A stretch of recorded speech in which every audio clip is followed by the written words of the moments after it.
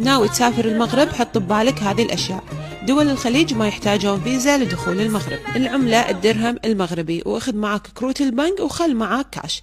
أنا عن نفسي سحبت من ATM هناك، كان أرخص لي من التحويل عند الصرافين. المغرب بلد كبير تحتاج فيها 10 أيام لأسبوعين، والمناطق بعيدة عن بعض، فحط ببالك إذا ناوي تروح لازم تخطط لها عدل. بالنسبة للتنقلات، أما تحط لك سيارة مع سايق طول الوقت أو تتعامل مع التاكسي، بس اتفق معاهم على السعر قبل ما تصعد، وتقدر تستخدم القطار السريع بين المدن الكبيرة. الشعب المغربي شعب محافظ وودود، دايما ابدأ بالتحية لأنهم وايد يقدرون هالشي.